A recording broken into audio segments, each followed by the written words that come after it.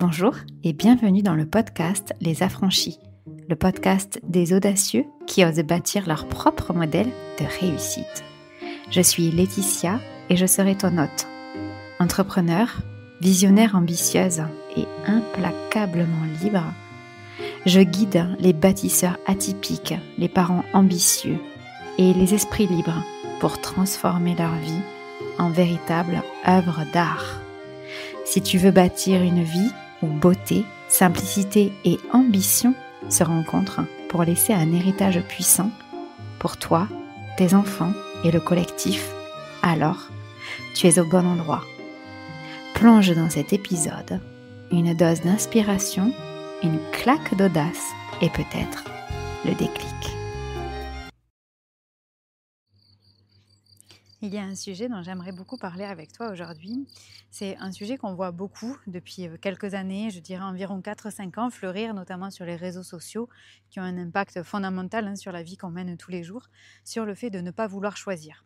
Donc ça se voit beaucoup dans des discours surtout féminins où on entend « je ne veux pas avoir à choisir, je veux tout ». Et il y a même tout un tas d'accompagnements qui fleurissent pour des femmes qui ne voudraient plus choisir. Et pour moi, c'est très pernicieux, c'est extrêmement dangereux et j'aimerais vraiment qu'on revienne sur ce sujet aujourd'hui. L'une des façons d'exprimer sa liberté, c'est avec le choix. Les femmes qui n'ont pas le choix sont des femmes que nous n'estimons pas libres. Je parle des femmes parce que le contexte des réseaux sociaux met beaucoup cet argument en avant pour les femmes, mais ça marche aussi évidemment pour les hommes. Donc, le plus grand moyen d'exprimer sa liberté, c'est en faisant des choix. Parce que les gens qui n'ont pas le choix, ils ne sont pas libres. Et donc, ça me semble très, très dangereux parce que, comme toutes ces phrases sur les réseaux sociaux, à force de raccourcir, de faire un petit peu des messages flash rapidement mangeables et digestibles et surtout à chier, on va se le dire, c'est qu'à force de couper, ça a plus de sens. Alors évidemment, il fallait comprendre au travers de ça que ce sont des personnes qui ne veulent pas choisir entre, par exemple, leur maternité et leur carrière, entre leur féminité et leurs résultats, entre leur connexion à Dieu et leur performance entrepreneuriale. Évidemment, c'est ça qu'il faut, quand on creuse, c'est ça qu'il faudrait qu'on trouve. Mais le langage est important, parce que le langage crée notre réalité. Le langage crée aussi notre mode de pensée. Le langage crée ce que nous observons, ce que nous voyons, et il crée nos filtres. Et alors partir du principe que nous ne voulons pas choisir est extrêmement dangereux quand, soi-disant, il s'agit de femmes qui veulent être plus libres. Attention! Parce que, et c'est le sujet dont on va parler maintenant, après cette petite introduction, le fait même de choisir nous permet d'opter pour notre liberté. Et du coup, moi qui suis porteuse de ces codes de liberté, je peux vraiment l'affirmer parce que si tu es ici en train d'écouter, c'est parce que tu viens te connecter à ces codes de liberté que je possède, que j'ai, avec lesquels je suis née et que je transmets parce que c'est naturel pour moi et je ne m'en suis jamais déconnectée. La liberté passe par tes choix. Alors ça ne veut pas dire que choisir, c'est renoncer. Bien sûr que non. Ça ne veut pas dire si je choisis une tartine de Nutella, je ne peux pas prendre une tartine à la confiture de fraises. Je peux prendre les deux. Mais c'est pas parce que je veux tout avoir. C'est parce que je veux une tartine de Nutella et une tartine de fraises. Mais je choisis de ne pas prendre une tartine de beurre, je ne choisis pas de prendre une tartine au beurre de cacahuète, je ne choisis pas de prendre une tartine de pâté, je ne choisis pas, ainsi de suite. Donc quand on dit je veux tout, c'est-à-dire que tu auras tout. Donc sur la table, tu vas devoir bouffer des tartines de 1 million de choses. Non. Donc choisir ne veut pas dire renoncer, ça je suis contre cet adage, je ne sais pas de qui ça tient, de qui ça vient, et on va en reparler dans la deuxième partie, mais pour l'instant, attachons-nous au fait que quand on choisit, c'est important de choisir exactement ce qu'on veut. Donc la question, c'est qu'est-ce que tu veux? Donc si aujourd'hui, tu n'as pas envie de choisir, qu'est-ce que ça veut dire? Est-ce que c'est parce que tu n'as pas envie de renoncer? C'est très différent de se dire je ne veux pas renoncer à ça que de dire je ne veux pas choisir. Parce que quand on dit je ne veux pas renoncer à ma carrière alors que je suis maman, ça c'est une expression d'un choix. Mais quand on dit je veux tout avoir, tu vas aussi tout avoir, c'est-à-dire tout le positif et toute la merde. Moi, dans ma vie, je ne veux absolument pas tout avoir. Je ne veux pas avoir la pauvreté, je ne veux pas avoir le mensonge, non, je ne veux pas tout avoir. Donc qu'est-ce que je veux? Ah ok, je veux ça, plus ça, plus ça. C'est tout. Et je choisis ça, plus ça, plus ça. Donc si je choisis aujourd'hui de manger un goûter composé d'une tartine de Nutella, suite à une tartine de beurre, suite à une tartine de confiture de fraises, j'en choisis 3. Mais je ne choisis pas une tartine de houmous. Tu vois? Donc à un moment donné, il s'agit de placer nos choix et de se rendre compte aussi que c'est pas qu'on veut tout avoir. C'est qu'on a envie d'avoir plusieurs choses en même temps. Ok, ces plusieurs choses, quelles sont-elles? Parce que quand tu vas les définir, tu vas t'apercevoir qu'en fait, c'est très peu de choses. Qu'en général, ça rentre dans une seule main. Quand tu cherches le chapeau, l'idée maîtresse de chaque chose, en fait, il n'y a pas 36 idées en vrai. Donc tu ne veux pas tout. Tu ne veux pas une table remplie de tartines du monde. Non. Tu veux 3 tartines. Ok. Et donc là, tu te rends absolument disponible pour faire ton choix sur ces 3 choses-là, par exemple. Mais ça peut être 2, ça peut être 4. Donc se dire « je choisis », c'est ton expression de la liberté. Et dire « je veux tout », bah, c'est le fait de te dire que tu es ouverte, tu es ouvert à tout recevoir, le bon et le mauvais. Mais tu peux choisir d'être ouverte à prendre que le bon. Et ça, c'est hyper dangereux. Et moi, quand j'entends des gens qui disent « je veux tout avoir », ben, je trouve ça grave. Parce que c'est l'expression même de la soumission à un système extérieur à nous-mêmes. Ah oui, ben moi je veux tout avoir. Ah ben voilà. Donc alors moi, je veux avoir les ennuis, je veux avoir les gens débiles, je veux avoir toutes les emmerdes du monde, je veux avoir la pauvreté dans ma vie, je veux... Non. Je choisis et je m'y attelle. Je choisis et je m'attelle à ça. Parce que quand on a des difficultés à choisir, ça peut être lié au fait qu'on ne veut pas renoncer à autre chose. Mais posons les mots sur ce autre chose et choisissons de combiner plusieurs choses. Évidemment, j'ai fait énormément d'épisodes sur l'histoire du compromis. Moi, je suis contre les compromis. Donc, je trouve que c'est une situation où tout le monde perd. Tout le monde a quelque chose qui perd dans cette situation. Donc, je suis contre les compromis. Donc, l'idée, c'est pas de te dire comment faire un compromis entre tout ce que je veux, pas du tout. Mais c'est de choisir en conscience tout ce que tu veux mettre dans l'équation. Et ensuite, tu t'attelles à toutes les inconnus ou les connus de ton équation. Mais déjà, on les définit. On les définit. Et on fait un choix. Parce que première chose que je te disais, c'est peut-être que tu n'arrives pas à choisir parce que tu ne veux pas renoncer. Ok, donc ça, on vient d'en parler. Peut-être que tu n'arrives pas à choisir parce qu'en fait, les options qui s'ouvrent à toi, il n'y en a aucune qui semble répondre à ton équation à toi. Mais alors ça, il faut déjà avoir l'équation, c'est-à-dire il faut savoir pourquoi je suis disponible. Donc si évidemment, toi tu cherchais une tartine de Nutella et de confiture de fraises et qu'on te propose du houmous, ouais, bof. Mais en fait, si tu sais pas ce que tu veux, bah le houmous, ce sera très bien, parce que dans tous les cas, t'as faim, tu vois. Donc peu importe ce qu'on te sert, t'as faim, tu manges. Mais effectivement, si par contre toi, tu n'es disponible que pour manger une tartine de fraises, bah le houmous, ça marche pas. Mais tu n'es pas disponible pour tout. C'est faux. C'est fondamentalement faux. Et se dire « je ne veux pas avoir à choisir » reviendrait à dire « je ne veux pas exprimer ma liberté ». Alors si pour toi c'est ça, ben vas-y, mais en fait tu ne serais pas en train d'écouter ce podcast. Donc si tu veux exprimer ta liberté, l'expression de la liberté, en tout premier lieu, passe par le choix. Le choix radicalement honnête. Et moi souvent on me dit « non mais Laetitia, comment tu fais pour avoir atteint ce niveau-là de liberté ?» Ben, juste parce qu'en fait la liberté c'est la capacité, l'art de décider. L'art de faire des choix. Et les choix, ils sont sous-tendus par quoi? Par une direction. Parce que si je ne sais pas où je vais, je n'ai pas besoin de faire de choix. La vie m'amènera quelque part. Et ce ne sera pas ni bon ni mauvais, ce sera quelque part, il n'y a pas à le juger.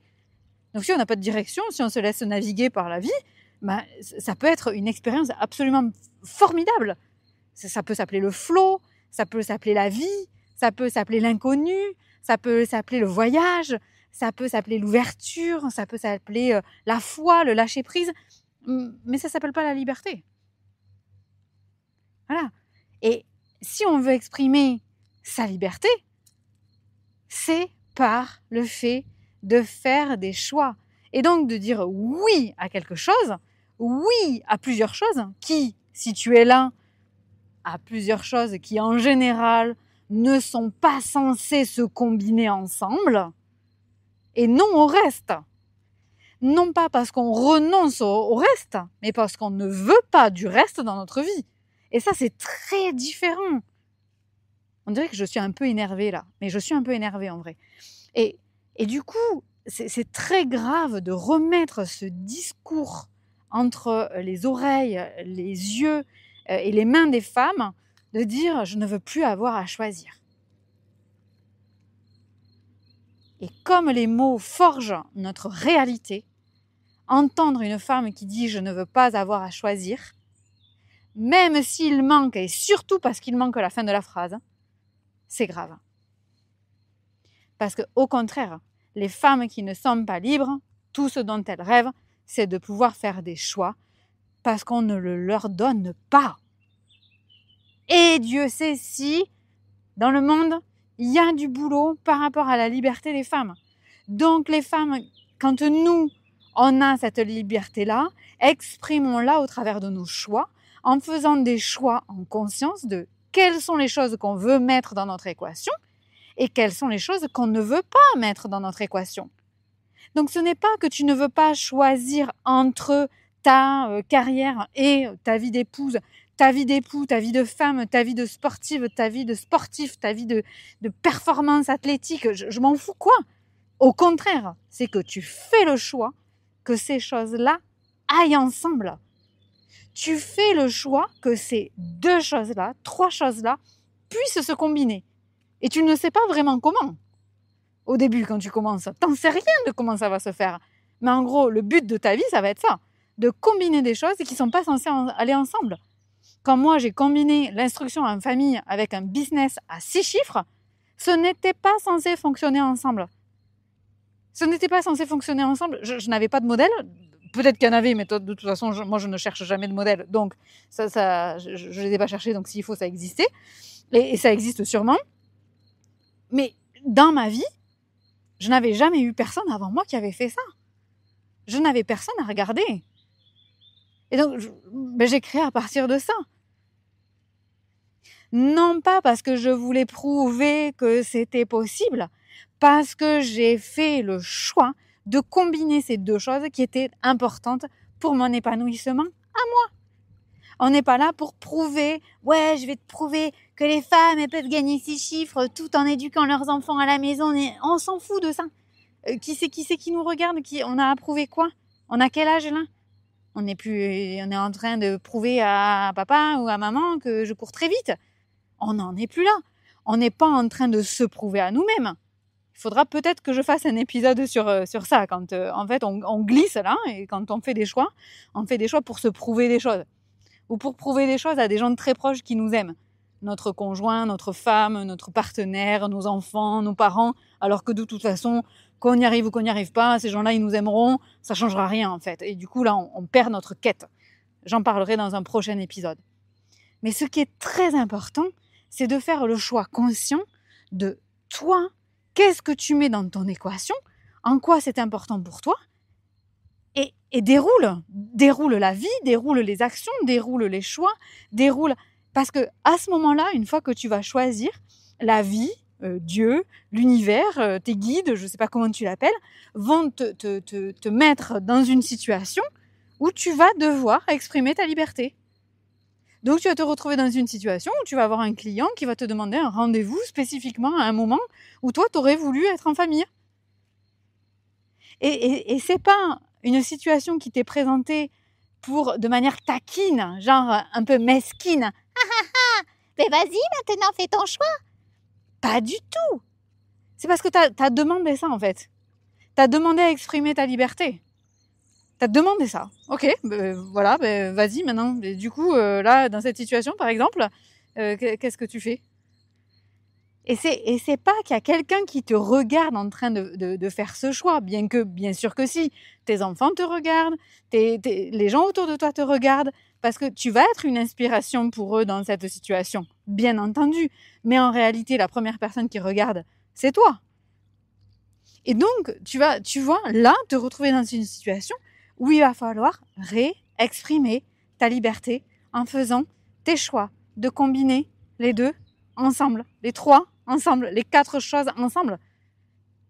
Et donc, tu vas te retrouver dans ces situations de vie qui vont te demander ce qu'on appelle du leadership et qui vont te demander, parmi les 4 tartines que tu as choisies, ok, là, je t'amène un truc. C'est une tartine avec laquelle le bout du pain, il commence par du houmous. Au milieu, tu as du Nutella. L'autre milieu, tu as de la fraise. Et le dernier, tu as du guacamole. Et toi, tu fais « Ah non, comme ça a l'air dégueulasse, c'est ça ?» Ah non, là, c'est dégueu, quoi. Le Nutella mélangé au guacamole, mais ça doit être horrible. Ah non, mais en fait, on s'était pas compris, je voulais 4 tartines différentes. Ah, ok, tu voulais 4 tartines différentes. Bon, alors du coup, dans cette situation, comment on fait pour avoir une tartine de chaque goût que tu as choisi, parce qu'on s'était pas compris. Choisis. Mais peut-être que tu vas te dire « Ah, c'est intéressant, je n'avais pas pensé qu'on pouvait avoir une tartine avec ces 4 goûts sur une seule tartine. Je vais goûter, parce que peut-être que tu as l'âme culinaire aventurière. Et du coup, tu vas goûter ça. Mais peut-être que pas du tout, tu sais déjà que c'est pas ça que tu veux. Et là, il va falloir réexprimer ce choix, réexprimer cette liberté. Mais pas du tout dire « Ah bah ouais, tu vois, putain, j'en étais sûre, quoi. Maintenant, je vais être obligée de le saupoudrer de chocolat en poudre ou de sucre glace pour que ça ait un autre goût. » Non, mais pas du tout. C'est démentiel de pouvoir se dire ça. Donc, non. Et quand j'entends toutes ces phrases qui disent le club des femmes qui ne veulent plus avoir à choisir, c'est très grave. Ou bien il faut finir la phrase. Le club des femmes qui ne veulent plus avoir à choisir entre leur carrière et leur vie de maman. Et encore, c'est pernicieux. Parce que si ce même club, il s'appelle le club des mamans qui ont choisi de développer leur carrière professionnelle en même temps que de vivre leur meilleure vie avec leurs enfants, au niveau énergétique, au niveau... tu le sens là quand j'en parle, on ne parle pas du tout des mêmes choses. On ne parle pas du tout de la même direction. Il y en a une, c'est un combat.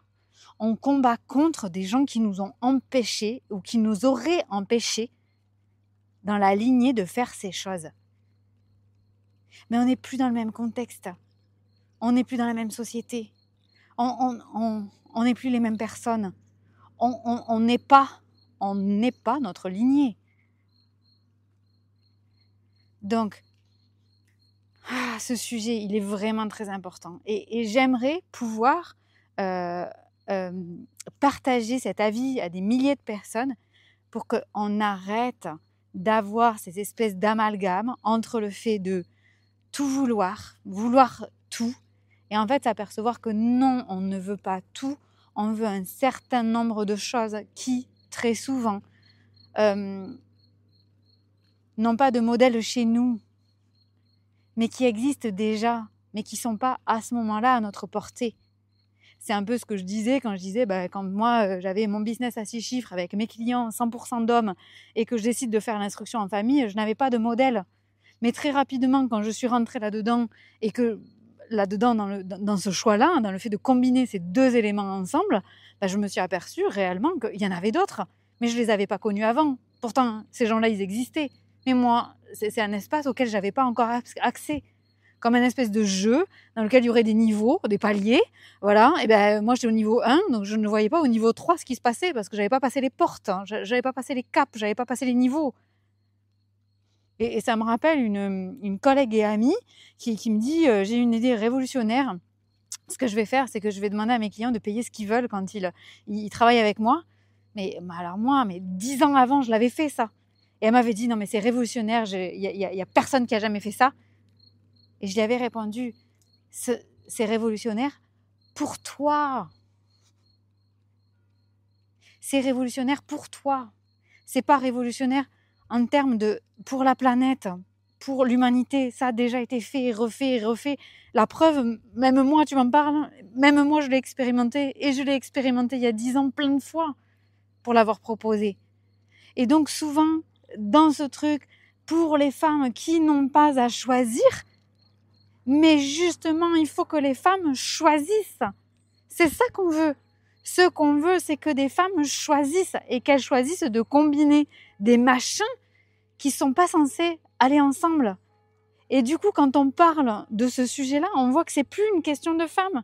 On voit que c'est une question d'humanité. Parce que là, ça nous donne envie d'embarquer des hommes qui, peut-être, aimeraient combiner des choses et qui ne vont pas ensemble, mais parce qu'ils sont des hommes, ils ne se l'autorisent pas. Et peut-être qu'il y a des hommes qui pourraient ainsi élever leur voix avec un E et leur voix avec un X en combinant de la performance sportive avec de l'art, de la performance financière avec de l'art, avec leur paternité, avec tout un tas de choses que je ne peux même pas imaginer puisque ça ne m'appartient pas, ça appartient à l'humanité. Et ça, mais quand on aura compris ça, et on a un rôle très important, nous les femmes là-dedans, on aura tout compris. Parce que le combat des gens, des personnes libres, c'est fait pour avoir le choix. Et quand on n'a pas le choix, on n'est pas libre, de fait. Donc cette question du choix, c'est vraiment un art. J'avais pensé faire un sujet, un programme, un accompagnement là-dessus qui s'appellerait l'art de décider, parce que c'est vraiment pour moi un art, puisque je l'exprime chaque jour, puisque je porte ces codes de la liberté-là, et qui demande des choix tranchés, voilà. Et c'est pas des non-choix. C'est pas des non-choix. Sinon, c'est l'extérieur qui décide. Et l'extérieur peut décider des bonnes choses comme des mauvaises choses. Et c'est pas là qu'on est. Et ce sujet, il me tient vraiment à cœur parce que l'art de décider permet la liberté. L'art de décider permet la liberté. Et donc, ce n'est pas que nous voulons tout avoir, c'est que nous voulons combiner des éléments ensemble qui, sur le papier, en théorie, ou de par notre histoire, ou de par notre expérience, ou de par notre vécu, ou de par notre lignée, ne sont pas des choses qu'on a vues comme viables ensemble, ou en tout cas, on n'a jamais eu de modèle sur ce sujet-là nous-mêmes. Et donc, ce qu'il nous faut faire, au contraire, c'est choisir de les combiner et de nous y atteler chaque jour en nous rendant totalement indisponibles à tout le reste. Si je choisis de combiner la maternité avec le développement d'un business exactement dans le même espace-temps, dans le même espace de vie, par exemple, ok, je m'y attelle. Mais là, je n'ai pas de disponibilité pour autre chose. Je n'ai pas de disponibilité pour ajouter une autre inconnue là-dedans. Je m'en fous, moi. Je ne suis pas là pour combiner 25 choses ensemble, je suis là pour combiner ces deux. Ok, allons-y. Et on fait ça. Ok, si dans le parcours, on se dit « Ah merde, j'ai oublié, dans l'équation, il y avait un autre truc, c'est que je voulais, je sais pas, le couple. C'est que je voulais, je sais pas, une sexualité sacrée. C'est que je voulais le sport. Ok, on rajoute. Ok, donc moi je vais avoir une équation où il y a ces 3 choses qui sont possibles. Ah ok, ah ben on y va. Et en fait, en y allant, on va s'apercevoir qu'il y a tout un tas d'autres gens qui font ça depuis longtemps. Et qui font ça avec peut-être d'autres critères. Et du coup, ce qui le rend complètement incomparable. Alors ces regroupements spécifiquement de femmes qui veulent tout, moi ça me fait vraiment peur parce que déjà ça nous divise entre les hommes et les femmes. Pourquoi en fait il y aurait des femmes qui veulent tout, ben, les hommes aussi ils peuvent vouloir tout. Est-ce qu'ils ont tout? Bah, je sais pas. Est-ce que c'est nécessaire de rentrer dans une bataille? Bah, j'espère pas. Donc c'est pas des clubs ou des mouvements de femmes qui veulent tout. C'est des mouvements ça devrait être des mouvements de femmes et d'hommes qui, au contraire, choisissent vraiment. Et ça change tout. Parce que dans un cas, on lutte contre une espèce de chimère inventée, parvenue de nos lignées, de nos croyances, de notre histoire personnelle ou collective. Dans l'autre cas, on crée à partir de rien, on innove. Et quand on crée à partir de rien, ben c'est ce qu'on appelle faire vivre le divin en nous. Et on n'est pas dans la lutte, on est dans l'amour suffisamment grand de la vie pour se dire que c'est possible, sans avoir de preuves. Ça s'appelle la foi. Et là, on n'a pas la même conversation. Donc, s'il vous plaît, faites-moi des feedbacks sur ce sujet. J'espère que ça va allumer les lumières aux bons étages et éteindre les feux qui étaient en train de se disperser de partout. Parce que c'est vraiment dramatique aujourd'hui que dans des sociétés occidentales, on puisse entendre des femmes qui ne veulent plus choisir. Voilà. Donc, c'est très grave parce que les femmes qui ne sont pas libres rêvent d'une seule chose, c'est de choisir. Alors, vu que nous, on a cette possibilité-là, exprimons notre liberté au travers de nos choix chaque jour. Rendons-nous disponibles pour ces choix-là qu'on a nommés, qui sont clairs, qui sont évidents, qui sont conscients. Attelons-nous à les réaliser dans nos actions quotidiennes et le reste, nous ne sommes pas disponibles pour ça.